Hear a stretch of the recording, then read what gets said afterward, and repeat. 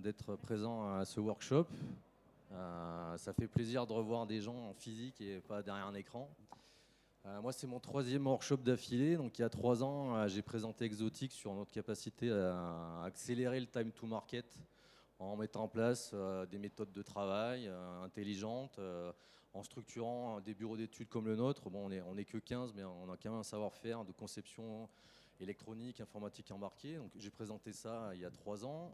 L'année dernière, dans un contexte Covid qui était un peu compliqué, on a présenté un retour d'expérience qu'on a eu avec Michelin et un partenaire, Openium, qui est sur notre stand à côté de nous, là, où on a développé en très peu de temps, en 6 mois pour Michelin, on a développé un boîtier de collecte de données capteurs dans les pneus de véhicules et de transmission sur un smartphone pour réaliser des nouveaux cas d'usage.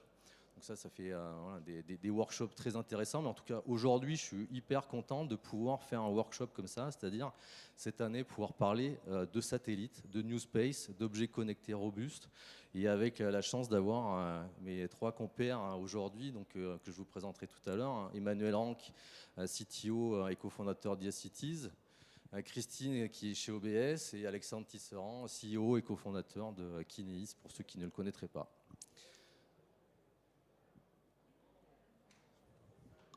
Blue screen.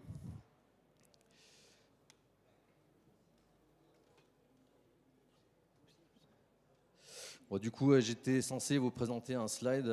C'est des problèmes techniques assez récurrents, donc je vais essayer de gagner un peu de temps par rapport à la présentation qu'on a à vous faire.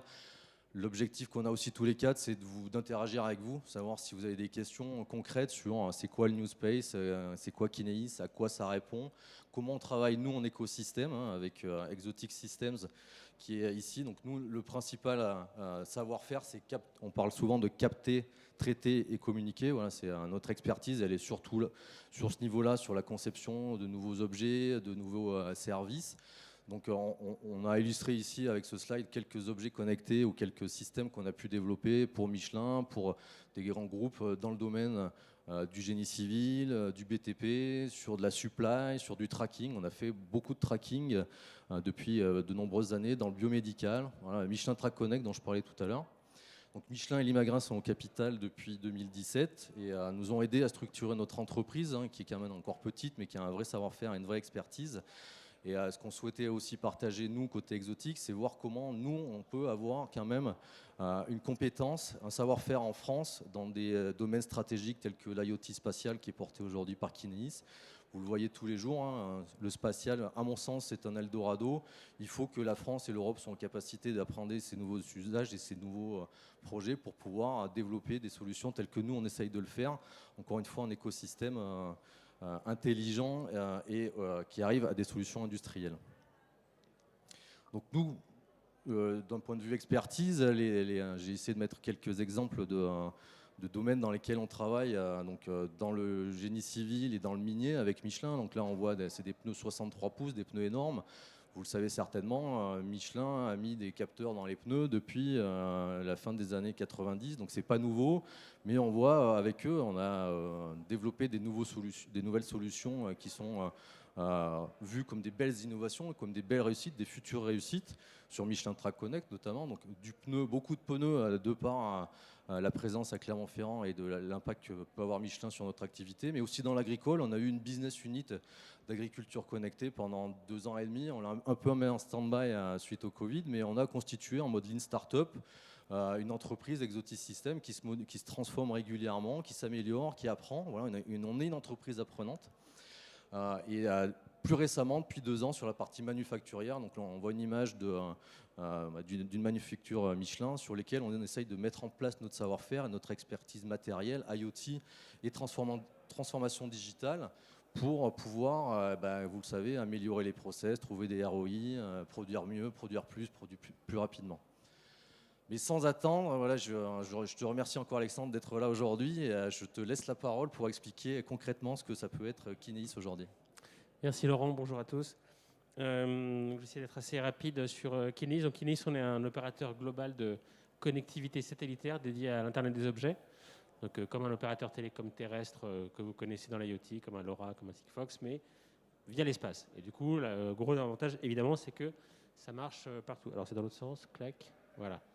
Le pitch est assez simple, hein. Aujourd'hui, les réseaux terrestres, c'est 15 à 20% de la surface du globe couverte, ce qui fait quand même 90% de la population, ce qui est très bien pour des smartphones, par exemple, que vous avez dans votre poche, puisque vous vous déplacez essentiellement dans ces zones. Mais pour les objets, notamment la logistique, par exemple, mais aussi le maritime, qui sortent très fréquemment de ces zones, évidemment, ça commence à devenir un petit problème. Et quand on parle de dizaines de milliards d'objets connectés dans les années et décennies qui viennent, on peut se dire qu'il y a un besoin qui est assez réel. Et donc, du coup, on a un certain nombre de cas d'usage et de clients aujourd'hui. J'y reviendrai, on a déjà une connectivité qui est opérationnelle, qu'on peut tester et même de manière opérationnelle. On a un certain nombre de clients dans différents secteurs. Alors, historiquement, en haut à gauche, vous voyez une petite tortue. Il y a les scientifiques qui sont très intéressés par cette connectivité, évidemment, pour étudier les animaux sauvages, soit des tortues, des rennes, des ours polaires ou ce qu'on veut, puisque ça marche vraiment partout, de pôle à pôle, de désert à l'océan ou encore ailleurs. Et après, donc comme je parlais du maritime avec des bateaux de pêche, on a des cas d'usage intéressants sur l'agriculture connectée. Et essentiellement, là, on le voit sur la photo pour du suivi de troupeaux d'élevage ou typiquement en Australie ou en Amérique du Sud. On a des besoins de suivre ces animaux-là. Et donc, ça va être des petits tags oreilles, donc qui vont faire une petite dizaine de centimètres, même pas, qui vont être attachés aux oreilles, comme aujourd'hui on a sur des bovins, mais des tags connectés. Côté logistique, évidemment, c'est assez évident, hein, les flux logistiques traversent la planète, que ce soit dans des containers, mais aussi des gros éléments, des grosses pièces industrielles qui traversent le monde. Il y a des besoins de tracking pour ça. On a aussi du monitoring d'assets fixes, network et réseau et infrastructure, pardon. Ça va être des pipelines, ça va être des réseaux électriques, des barrages, ce genre de choses pour remonter de l'information périodique. Et encore une fois, dans des zones où la connectivité n'est pas présente ou alors est peu présente. Ça, c'est aussi un cas d'usage qui remonte souvent, c'est les cas où il peut y avoir des endroits où il y a la connectivité, mais des endroits où il n'y en a pas. Et donc le client est intéressé pour avoir un device qui fonctionne partout et qui n'est pas à se poser la question de est-ce qu'il y a la connectivité ou pas. Voilà, et donc le premier avantage évidemment de Kineis, c'est d'avoir une couverture globale, mais qui est vraiment globale, qui marche vraiment absolument partout. Donc dédié à l'IoT, donc avec des petits messages, des petits paquets de 30 octets, évidemment on peut en envoyer plusieurs, mais c'est vraiment fait pour remonter des petites informations et donc optimiser la consommation d'énergie des devices et donc augmenter au maximum l'autonomie des devices, comme c'est souvent le cas dans les besoins en IoT. Grâce au New Space, je ne vais pas trop développer, mais on a des satellites qui sont assez petits. On les voit en bas à droite, ils font la taille d'une grosse boîte à chaussures, ça fait 30 kg, ça fait 20 par 20 par 40 cm de haut, la petite boîte que vous voyez. Et donc du coup, c'est moins cher à faire, c'est moins cher à lancer. Donc à la fin, l'équation économique nous permet, à l'inverse d'il y a 5 ou 10 ans, d'avoir un coût d'infrastructure qui est beaucoup plus faible et donc de pouvoir baisser les coûts et donc les prix pour le client et enfin d'avoir une connectivité spatiale qui auparavant était réservée à des marchés, je dirais, d'experts et d'ultra niche parce que c'était assez cher. Maintenant, on peut déployer ça et démocratiser ça sur beaucoup plus de use cases. C'est vraiment ce qu'on fait avec Kineis. Et donc aujourd'hui, on a 8 satellites qui tournent autour de la Terre. On a 20 000 objets connectés à peu près partout, dans une soixantaine de pays et sur les océans. En 2023, donc d'ici 18 mois, on en lance 25 supplémentaires, donc les petits que vous voyez en bas, pour arriver à une fréquence de revisite des données qui est de l'ordre de 10-15 minutes. Donc on va faire du quasi-temps réel, ce qui est très très bien pour à peu près la très grande majorité des use cases. Donc on ne va pas faire des use cases très critiques, type alerte de fuite de gaz par exemple, mais pour tout le reste, ça fonctionne très bien et c'est exactement le marché qu'on vise. Un point important, c'est qu'on peut s'hybrider avec les réseaux terrestres. C'est-à-dire que je disais que ça marche partout, c'est vrai. Néanmoins, typiquement quand vous êtes en zone urbaine ou ici dehors, là, ça ne va pas marcher très bien. On va le reconnaître d'une part parce qu'il y a aussi d'autres réseaux terrestres qui sont là, qui marchent très bien. Ils sont en temps réel, ils ne sont pas chers, ça passe presque en indoor, en tout cas en proche indoor. Quand on va être dans la rue avec des immeubles, le satellite, on ne va pas bien le voir et donc ça va moins bien marcher. Et donc du coup, ce qu'on fait, c'est qu'on crée des devices, et c'est ce qu'on fait avec Exotic, qui marchent à la fois en terrestre et en satellite. Et le device choisit tout seul quel est le meilleur réseau à prendre, il switch. Quand il est en couverture d'un réseau terrestre, il prend ça, et puis quand il est dehors, il prend le réseau satellite. Du coup, on a vraiment le meilleur des deux mondes, et c'est ça qui est intéressant. Autre point important, c'est du bidirectionnel. Donc on remonte des messages, mais on peut aussi envoyer des commandes, envoyer des messages au device. Donc une commande pour une ouverture de vanne, une information météo pour un pêcheur qui ne verrait pas qu'il y a un ouragan qui va arriver dans 2 heures. Il y a plein de besoins. Ça permet aussi de faire des petits updates. Et donc ça c'est important. Voilà, sur des bandes de fréquences, donc c'est du 400 MHz, qui sont les bandes historiques Argos qui ont été étendues et qui nous permettent d'avoir tout autour du globe, vraiment c'est la même fréquence partout, c'est du 400 MHz. Voilà, bon, très rapidement, on a, donc ce que j'ai pas dit, donc on est une cinquantaine aujourd'hui, on a été créé il y a 3 ans, on a levé 100 millions d'euros l'année dernière pour financer le projet de la constellation de satellites, avec des partenaires de long terme. Souvent on se pose la question, enfin les clients se posent la question de la pérennité des réseaux, ce qui est bien normal, parce qu'avant d'investir dans des outils de tracking, il faut quand même s'assurer qu'ils seront encore là dans 5 ans, dans 10 ans.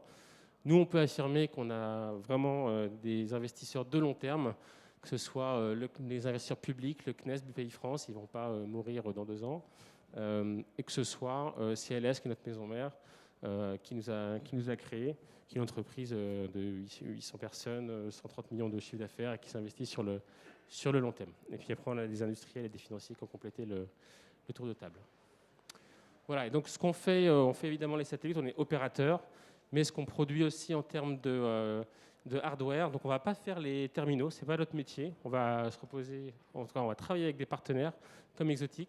Donc on fait quand même, là j'ai apporté là, des éléments pour faciliter l'intégration au maximum par tes partenaires, donc ça va être le petit chipset qui fait 7 mm de côté, qui intègre les fonctions RF qui permettent de communiquer avec le satellite.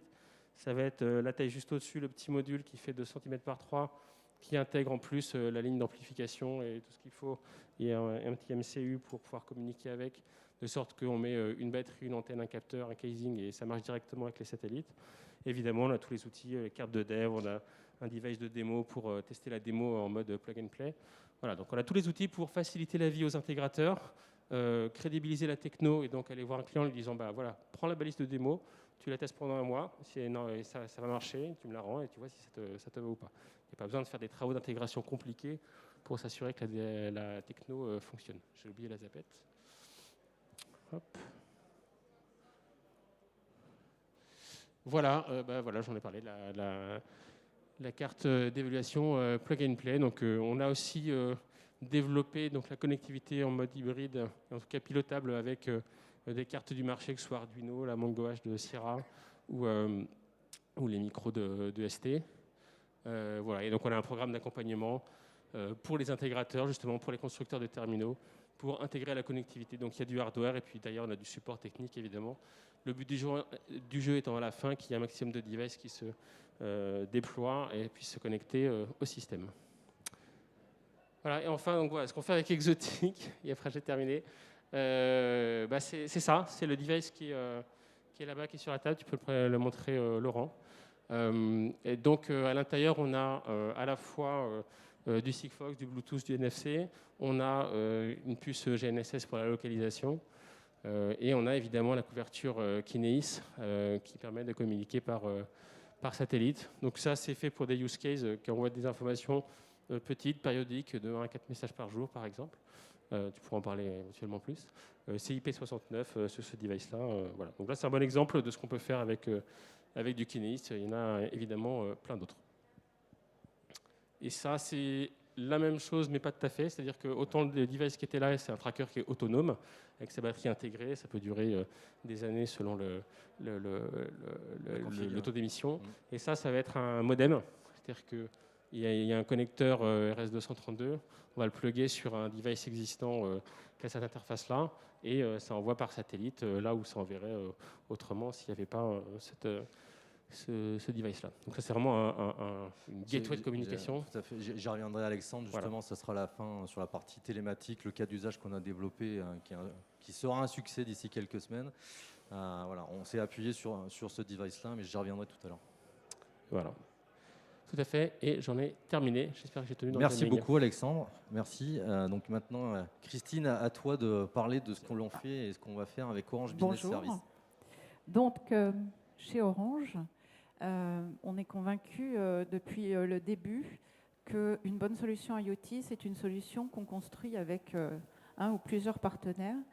Et à ce jour, nous travaillons un écosystème fort de 400 partenaires qui vont du device maker à l'intégrateur jusqu'aux sociétés de conseil qui vont pouvoir aider les clients au plus près de leur métier.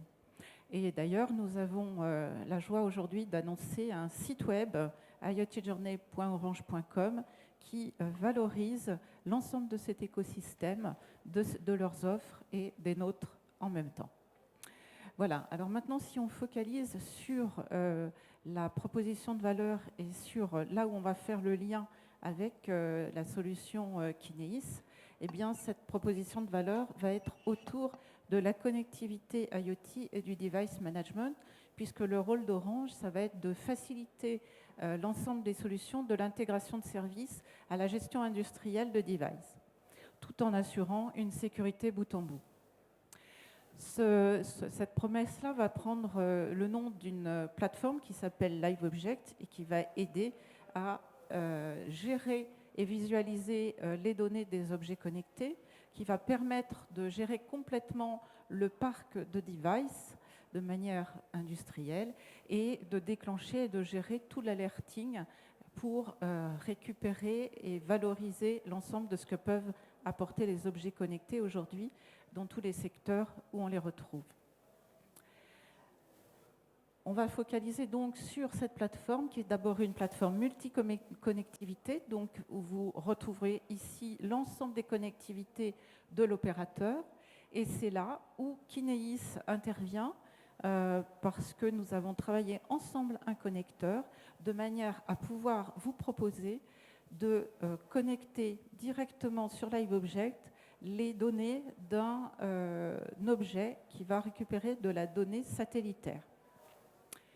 Nous avons aussi des connexions à nos clouds, à des clouds d'objets via des API, et donc nous pouvons vous proposer de rassembler sur une même plateforme l'ensemble de vos données d'objets connectés, y compris Sigfox et Kerling pour les réseaux privés.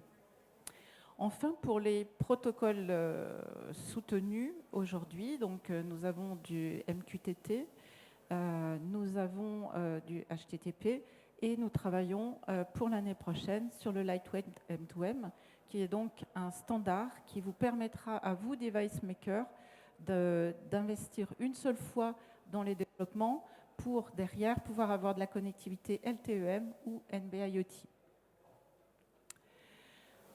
Lorsque vous aurez collecté l'ensemble de vos données sur notre plateforme, vous pourrez aller les héberger dans les clouds de votre choix que vous voyez ici et aussi vous connecter à des plateformes métiers pour réaliser très rapidement des applications métiers. Donc on cite ici, pardon, c'est allé un peu vite, nous citons un partenaire qui est sur notre stand aujourd'hui qui est Chiron, enfin IoT Things avec sa solution Chiron qui permet de dessiner des applications métiers très rapidement. On a aussi un partenariat avec Splunk plutôt pour faire là du big data et de l'analytics pour aller vers les solutions d'IA derrière. Les outils intégrés que l'on va trouver dans LiveObject vont être des tableaux de bord, vont être la possibilité de travailler avec des objets du marché que vous connaissez certainement déjà, qui sont Node-RED pour faire des traitements à l'intérieur de la plateforme et Kibana pour des tableaux de bord assez élaborés. Nous avons aussi une application mobile qui va vous permettre de déployer les objets connectés sur le terrain et par exemple de saisir une coordonnée GPS de manière à pouvoir la retrouver pour la maintenance de ces objets par la suite.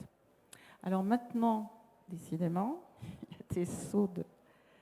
Maintenant, la démarche que l'on a poursuivie à ce jour avec Kineis, eh bien, c'est de vous proposer de pouvoir maqueter rapidement une solution qui vous offre une connectivité hybride.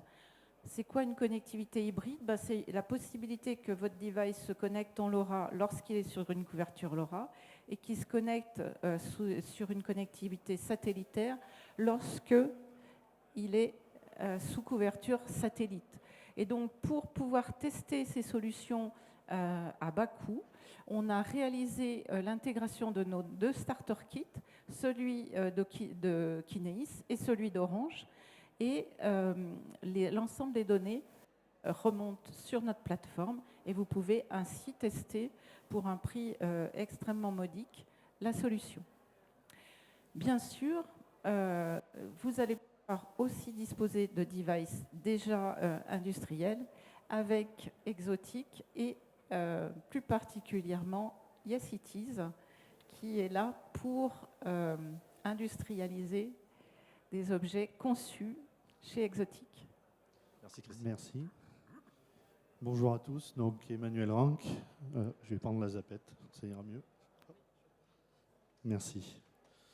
Donc effectivement, nous, on s'inscrit dans l'écosystème de partenaires, hein, clairement. Donc voilà, on a des phases de conception en amont avec les acteurs de réseau et de plateforme.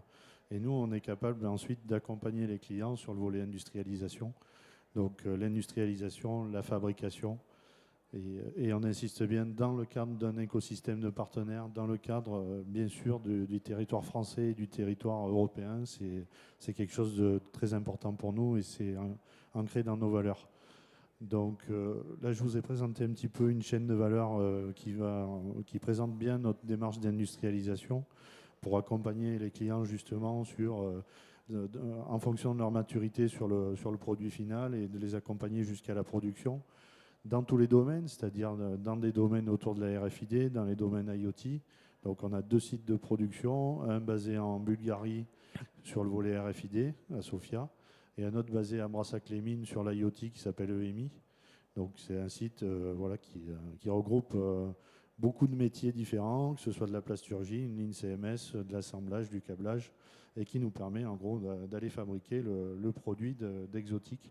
Donc c'est vraiment une continuité. Le fait encore une fois d'être partenaire, c'est vraiment très intéressant pour nous parce qu'on prend le relais de projets très, très, très concrets. Voilà quelques exemples d'ateliers en tout cas et de regroupement de compétences parce qu'on parle vraiment de compétences clés dans la fabrication. Et le fait de préserver et de démultiplier ce type de compétences en local et en proximité, ça va dans l'air du temps, ça va dans le fait d'économiser la ressource, d'aller vers on va dire notre participation, je dirais, à la progression de l'environnement et d'aller dans le bon sens. Donc voilà, on a 5 métiers différents, vous l'avez compris, de l'électronique, de la plasturgie, du câblage, de l'assemblage et un petit métier qui reste toujours actif autour de la découpe métallique parce que il se trouve que très souvent on a des problématiques de petits objets ou de petites pièces métalliques à ajouter dans un produit. Donc c'est toujours intéressant de conserver des vieilles unités de production pour pouvoir servir l'avenir de ces projets. Tant qu'elle marche. Tant qu'elle marche. Donc voilà, merci beaucoup et voilà, en tout cas je suis très fier de participer à cette réunion. Merci. Merci Emmanuel. Donc comme vous l'avez vu, cette introduction, c'est essayer de montrer comment on peut travailler avec des tailles d'entreprises diverses et variées. Hein. Encore une fois, Orange Business Service, vous connaissez la taille d'Orange, Kineis qui est une très très belle start-up. Hein. Vous avez vu les chiffres associés, les investisseurs. YesItIs, alors, qui est une jeune entreprise parce que vous avez 2 ans d'ancienneté, 3 ans. On arrive à 4. Mais 4 ans, ouais, désolé, le temps passe vite là depuis. Mais on est voisins. Donc. Mais ouais, c'est ça. Mais qui a une activité de production, hein, le rachat d'YesItIs par EMI, donc cet outil de production historique. Je ne sais pas, EMI, c'était quelle année? EMI, ça a été créé il y a plus de 30 ans. Donc, c'est un bel outil de production. Très orienté aussi automobile au départ, donc avec des certifications IATF en particulier. Et du coup, voilà, ça permet aussi de se projeter sur vraiment les projets de demain et les projets qu'adresse concrètement Laurent. Donc, nous, c'est vraiment très intéressant d'être main dans la main sur ces projets.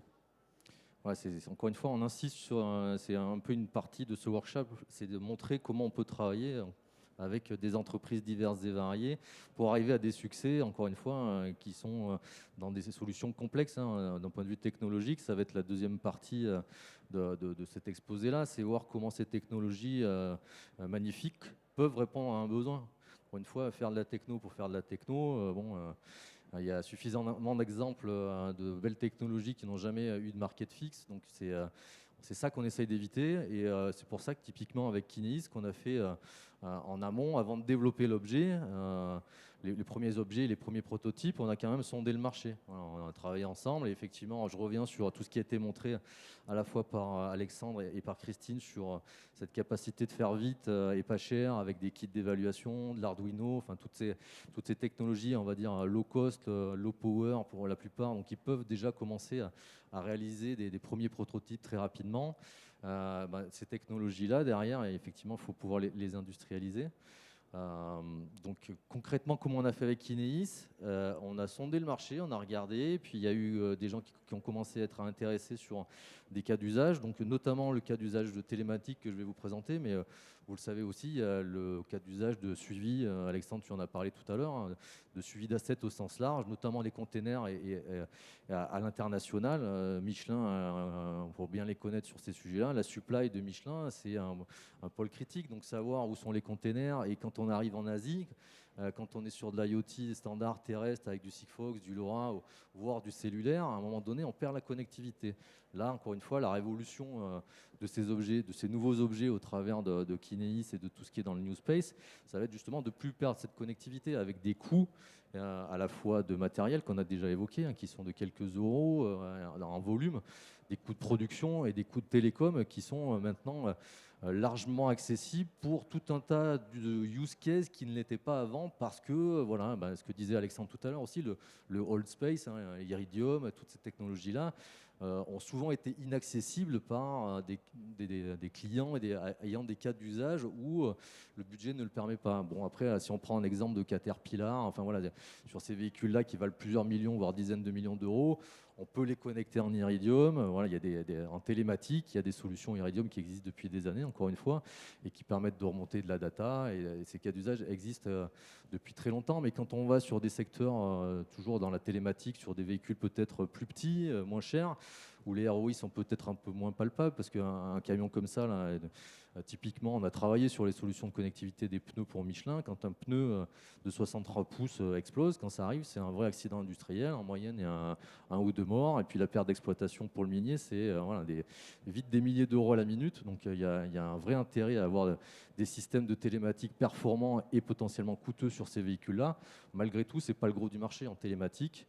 Si on reste sur le génie civil, il y a beaucoup de petits engins, il y a beaucoup de petits cas d'usage où apporter une solution de télématique dans le cas où on n'est pas couvert par un réseau terrestre, et c'est souvent le cas dans des chantiers comme ça, quand on pose des pipelines, quand on va faire des bâtiments en pleine campagne au milieu du Canada, il n'y a plus de connectivité terrestre. Ou alors, ce que tu disais aussi tout à l'heure, Alexandre, cette hybridation-là est pertinente, et ce sera le sujet de la suite de mon exposé, c'est essayer de trouver le meilleur parti de chacune de ces télécommunications-là. Donc, tant qu'on a de la couverture terrestre, un gros tuyau, une carte SIM qui en plus coûte pas très cher aujourd'hui, on profite de ce tuyau-là. Exemple au Canada sur un chantier mobile, on est en proximité d'une ville, on a encore de la 4G, et puis on va avancer dans le chantier, puis à un moment donné, plus rien. Donc là, il y a nos clients actuels sur ces cas d'usage-là, il y a une vraie perte de données à ce moment-là, parce que le chantier peut rester plusieurs jours non couvert. Donc on ne sait pas la consommation en carburant des engins, on ne sait pas s'il y a du vol de carburant, enfin toutes ces problématiques-là qui sont demandées par le commanditaire deviennent inaccessibles, et derrière, il peut se trouver à des périodes très longues où la perte de visibilité de ces chantiers-là fait qu'à la fin où on va raccrocher le réseau terrestre, on aura perdu beaucoup d'informations et potentiellement beaucoup de services, et c'est un vrai problème. D'où l'intérêt, encore une fois, j'ai repris quelques exemples de problématiques, mais ce n'est pas le fond de mon sujet. J'ai illustré mon propos sur la télématique, mais j'aurais pu également le faire sur du suivi d'assets, de containers, etc. Si on prend l'exemple des problématiques rencontrées dans la télématique, 25% du parc avec énergie non équipée. Donc avec énergie, c'est des véhicules qui ont des moteurs et qui bougent. 25%. 95% du parc du matériel sans énergie non équipée. Alors sans énergie, ça va être toutes les bennes de transport, les containers, etc. Et après, le coût de la connectivité dans les zones blanches élevées, c'est ce qu'on a déjà dit. Hein. La technologie Allspace était encore une fois jusqu'alors, avant l'arrivée de la capacité d'utiliser la constellation Argos et vos nouveaux satellites. Et en 2023, la capacité d'avoir cette nouvelle constellation dont parlait tout à l'heure Alexandre, qui permettra d'avoir des repassages à toutes les 15 minutes. Voilà, aujourd'hui, on reste encore en mode un peu dégradé de par l'historique de la constellation. Donc aujourd'hui, on propose dans ces cas-là une remontée de données, voire 2 remontées de données journalières sur des KPI importants. Donc vol de carburant, de l'alerting, vol de carburant, des choses de ce type-là, la consommation journalière, le régime moteur. Voilà, quelques octets, hein, Alexandre l'a dit tout à l'heure, Kinéis, on envoie des messages de 25-30 octets, donc ça reste des petites payloads. Donc on ne peut pas remonter beaucoup d'infos, mais globalement, sur des cas d'usage télématique tels que celui-là, on arrive quand même à remonter suffisamment d'informations pour apporter les KPI de manière journalière à ces clients finaux-là. Donc quelle a été notre approche, encore une fois, dans ce cas-là, en travaillant en écosystème, hein, ça a été déjà de comprendre le besoin et de ne pas partir sur un développement. Alors nous, on est des technos à la base, hein. On a fondé l'entreprise, Julien, mon associé là, qui est dans la salle, on est tous ingénieurs, les cofondateurs, donc on a toujours eu cet esprit pendant très longtemps de faire de la techno et après de pousser la techno sur le marché. Donc sur le marché de l'agriculture connectée, on a vu la difficulté que ça peut avoir ce mode de fonctionnement-là, donc on a un peu arrêté, on a appris. Donc là, on travaille en mode agile, en mode lean manufacturing, en empathie, on essaye de comprendre et il faut une confrontation marché. Donc là, on a eu l'avantage de pouvoir bénéficier de la force commerciale qui est extraordinaire, ceci étant dit, de Kinéis, là, où on a vraiment adressé tout un tas de cas d'usage à l'international. On a travaillé en France, mais on a travaillé aux US, en Argentine. Voilà. Donc, on a sondé un petit peu les différents besoins de ces bêta-testeurs, pas vraiment bêta-testeurs, mais de ces premiers cas d'usage qui nous remontaient. Et encore une fois, la télématique est apparue comme étant un cas intéressant à côté du suivi d'assets. Donc sur la partie télématique, ce qu'on a fait, c'est qu'on s'est dit, bon, on va peut-être pas faire un objet complet de télématique, hein, surtout que la plupart de ces véhicules sont souvent déjà équipés d'un premier système, très souvent connecté en cellulaire, donc il y a une carte SIM. Et donc, ce qu'on a fait, c'est qu'on a plutôt hybridé les technologies qu'on avait déjà. Hein. Donc, les kits que vous montrez tout à l'heure, Alexandre et Christine, on les a aussi, nous, en tant que device maker, pris en main, utilisés, prototypés, testés. Et derrière, bon, quand il a fallu franchir un cap d'industrialisation, parce que c'est plus difficile d'aller sur un véhicule comme ceux que vous avez vus tout à l'heure, avec un bricolage, passez-moi le terme, pour moi, c'est pas une injure, un bricolage. Mais à un moment donné, il faut effectivement franchir le cap de l'industrialisation au travers de boîtiers robustes. Donc, on a la chance, nous, d'avoir pu développer un boîtier pendant cette période d'agriculture connectée. On a les moules d'injection. Donc, voilà, après, derrière, chez Yes Cities, injecter les pièces plastiques et vraiment faire 1000 à la journée. Donc, on sait que derrière, on pourra industrialiser le moment venu quand le marché sera suffisamment mature et ces clients-là. Donc, on commence très rapidement avec l'objet qui est le plus proche possible de ce que sera l'objet final, tout en s'assurant que derrière, le partenaire d'industrialisation, je vais enlever les problèmes d'approvisionnement, voilà, on ne va pas parler de ça, hein, si vous le permettez aujourd'hui, à la fois de composants électroniques, de billes plastiques, etc., parce que sinon on n'en finira pas. Mais en tout cas, c'est encore une fois une chaîne et un écosystème, y compris sur cette prise de besoin, cette analyse marché, en partenariat avec la force commerciale de Kinéis, la nôtre, voilà. Et le développement d'un MVP. Alors, on utilise aussi, on fait du design thinking, on utilise les termes MVP, produit minimum viable, et K1, que montrait tout à l'heure Alexandre, qui est en fait le premier de notre gamme, est notre premier MVP sur la télématique qui intègre la solution Kinéis et LoRaWAN. Donc là aussi, on a hybridé parce qu'on le savait depuis le début, cette hybridation est clé. Et on a fait ce premier produit et qu'on a greffé sur un système de télématique existant qui était déjà mis en place chez notre client. Et après, on a fait le développement à façon de son besoin spécifique, mais qui était finalement minimisé. C'est ce que je disais tout à l'heure, c'est faire la moyennage journalière du carburant. Voilà, les KPI qui sont remontés, il y a un petit traitement embarqué dans ce device-là, mais c'est marginal. Et on se retrouve à avoir des temps de développement et de prototypage pour arriver à ce genre d'objet quasi pré-industriel en quelques semaines. Voilà. C'est des choses qu'on sait faire aujourd'hui parce qu'on a cette capacité de fonctionner, à mon sens, qui est la meilleure aujourd'hui. Donc le deuxième objet qu'on a développé pareil en quelques semaines. Donc deuxième cas d'usage remonté finalement par les forces commerciales, la télématique, le tracking d'assets. Et ben, deuxième objet, quelques semaines de développement.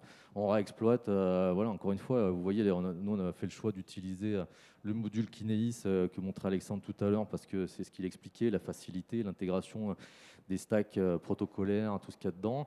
Alors les antennes, moi j'ai un doctorant en radiofréquence dans l'équipe qui est en thèse au Xlim, donc il nous a développé des antennes spécifiques. On nous posait la question tout à l'heure là, sur comment on fait des antennes qui se dématchent pas quand on pose sur un container métallique. Nous, on a matché les antennes sur un support métallique. Donc voilà, on a intégré tous ces trucs-là.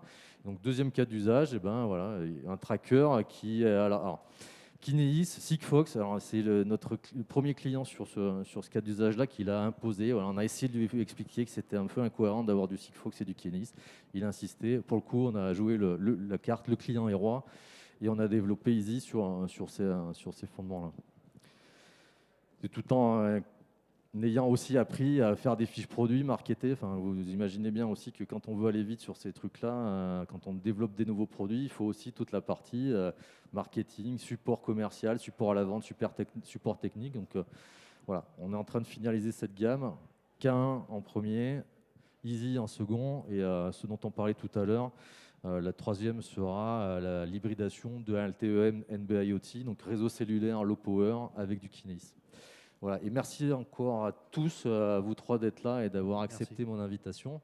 Et ce qu'on voulait, on a essayé de faire court sur les présentations, c'est essayer de reprendre des questions, j'espère, et j'imagine que vous avez tout un tas de questions à poser à nous quatre, donc sur les différentes technologies, Kineis, Orange, ce qu'ils peuvent apporter dans vos problématiques. YesCities, comment ils peuvent industrialiser des objets connectés, et Exotic, comment on peut vous aider à innover et concevoir ces nouvelles solutions du New Space. Merci à tous. Des questions ?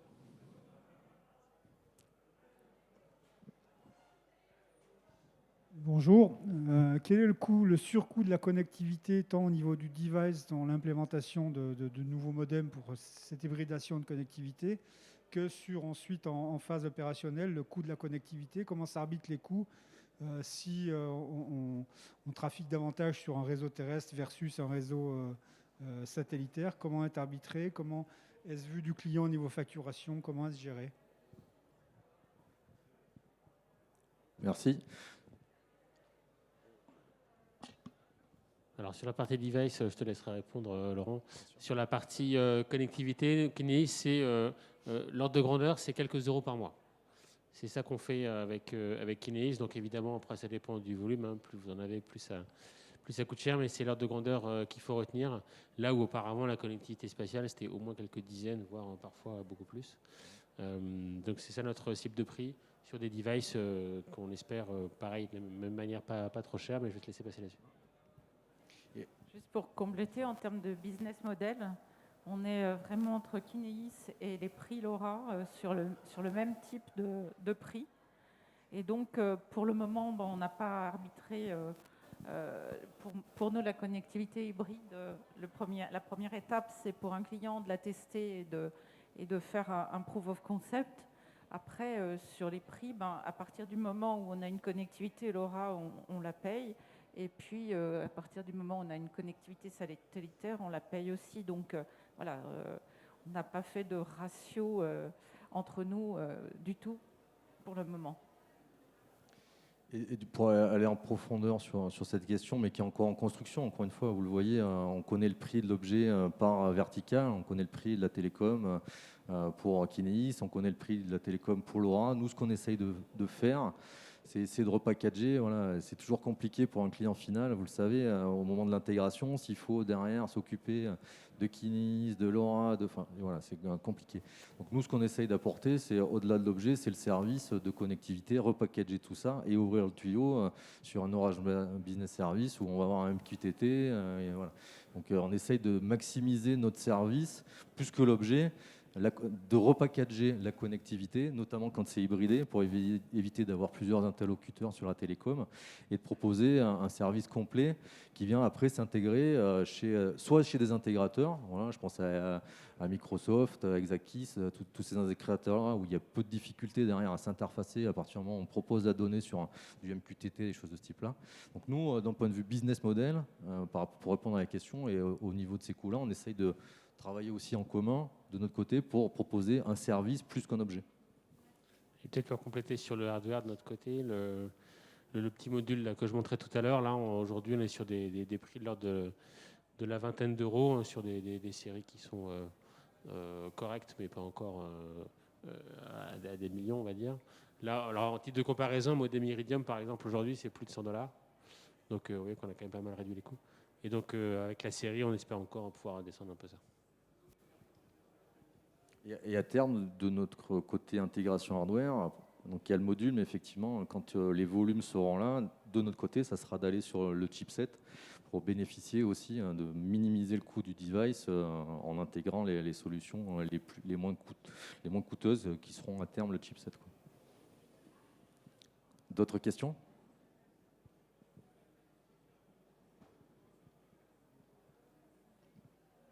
Bon, écoutez, si vous n'avez pas de questions, tant mieux. C'est soit qu'on a été très clair, soit que c'est la fin de journée et que l'apéro commence à se faire sentir. Donc, je vous propose de clôturer là. Merci à tous encore une fois d'être venus. Merci. À très bientôt. Merci beaucoup.